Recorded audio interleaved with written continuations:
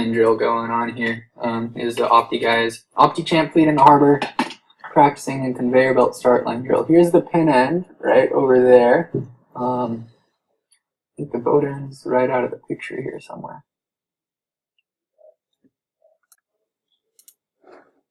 Yeah, so the boat end's out of the picture. Everyone in this picture is over the starting line. Svenja is gonna display exactly what you're supposed to do when you're over the line early right now, though. Check her out. She's this boat right here that just slipped back into line. Let me go back. Okay, so here's Svenja. What you're gonna notice is that she is. Here she is to start. Let's watch her from the beginning. She's gonna get too close to Ryan. She's gonna get over early. And what she does is she puts her boat head to wind, almost past head to wind, and she even almost backs her main a little bit, and what that does is it slides her backwards underneath the starting line while opening up her gap to leeward. It lets Ryan slip farther down the line, closer to the pin, away from her. See, she's almost tacked. Okay, so the right thing for her to do after that point is to scull super hard to windward and turn the boat back down onto a close hauled course so that she can trim in her main sheet and prevent the boat from going backwards too far, which most people take too long to trim in the main sheet and stop the boat from backing up after they're clear under the starting line when they're doing this drill.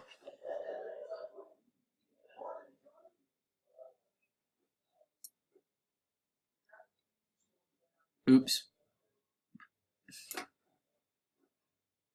Line. The point of this drill is to come up to the mark here, tap this mark, the tap up, come up exactly straight, so you can see look on a little bit. Holy.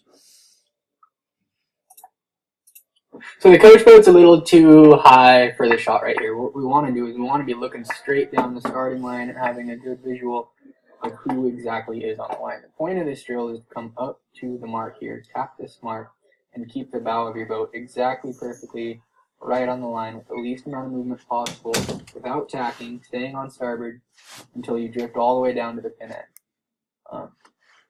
So right here we can see that we have pretty much almost all of these guys are over early because we're above the mark and we still can't see the pin end. So that looks like Ryan there, or that might be Colin, 205. Way over early. Okay, so the whole group here, when we play this video, needs a lot of practice at this drill. You guys are all over the place. So John, you're supposed to dial head to wind, tap this buoy with the bow of your boat. So see how John is on a reach there? We don't want to be on a reach because then we're going downwind to the pin end too fast. Here's the pin way here. So everybody's way over.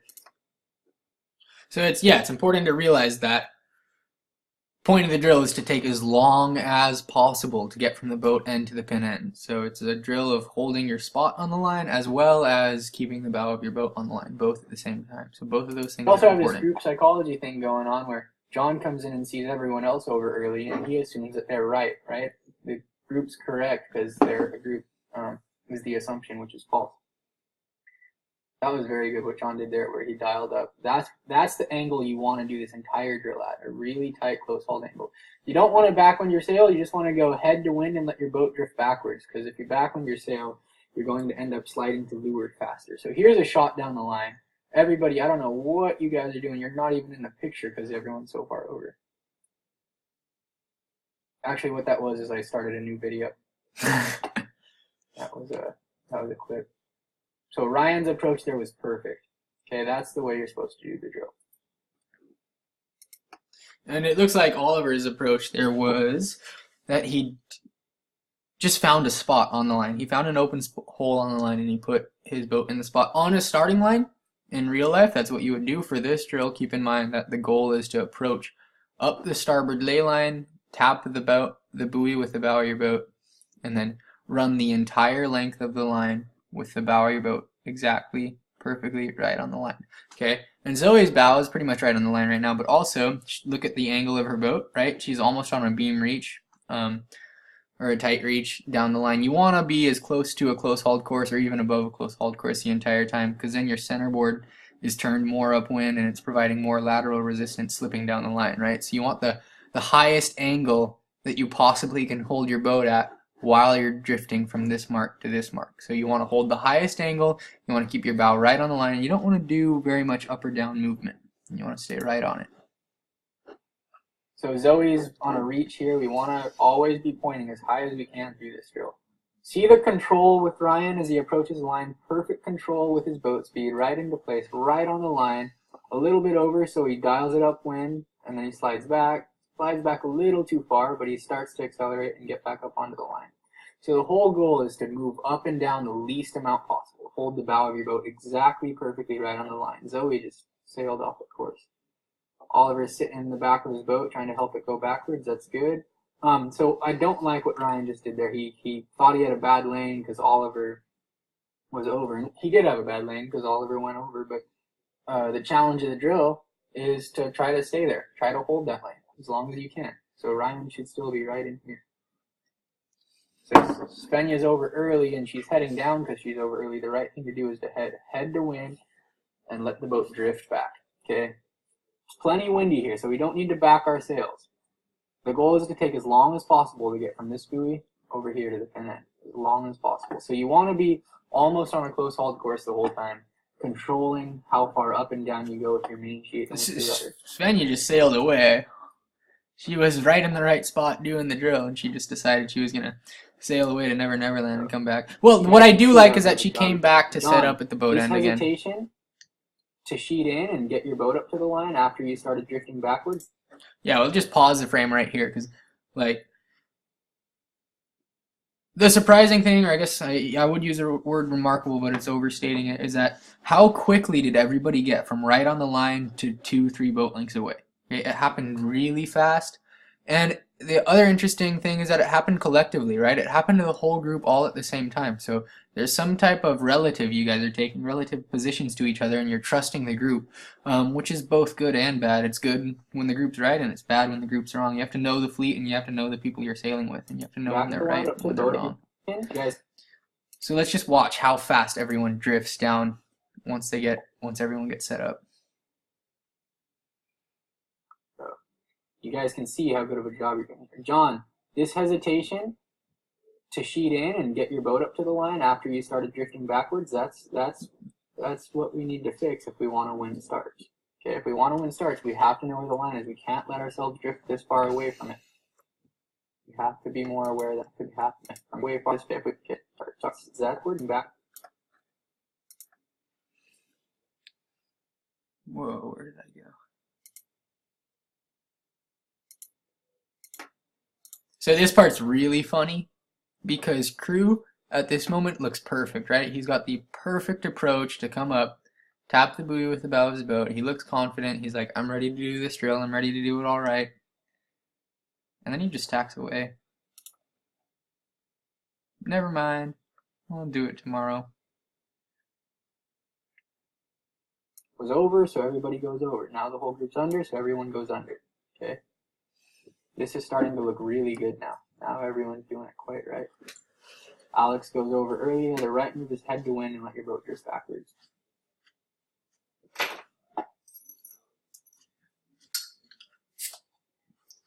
So Ryan completely over early, Alex completely over early.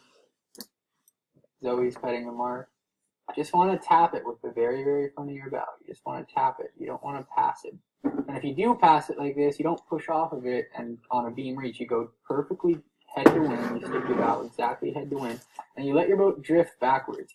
Now, if you go perfectly exactly head to wind and you let your boat drift backwards, the boat to leeward of you that's on a close hauled course luffing is going to drift away from you. And that's going to open up a hole to leeward. So that's why you don't want to be in a rush to backwind your sail. If you're in a rush to backwind your sail, you give away all that distance. That distance to weather. So what I meant that you're giving away there, you're giving away a very powerful position. Actually, being over early in an opti on a line like this is really a powerful position. Because when you dial your boat head to wind and drift straight downwind backwards, the only thing that can happen is a hole opening up to leeward.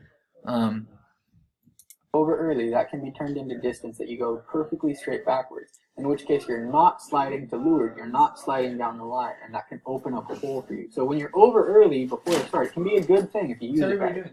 So what Oliver just did there is a perfect example of what you're supposed to do when you get to the pin end. Jump back a little bit too far. we don't have to wait too long here.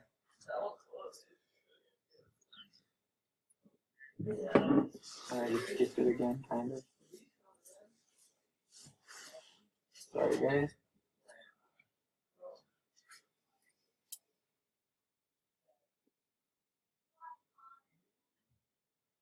Okay, so there we go. He waited as long as possible, and then he takes a practice shot at winning the pin. So your goal is to wait as long as you possibly can before accelerating over the pin like it's a real start and winning the pin.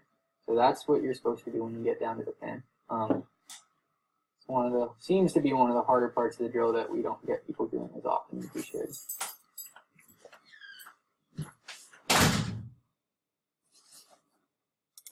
These three guys look awesome.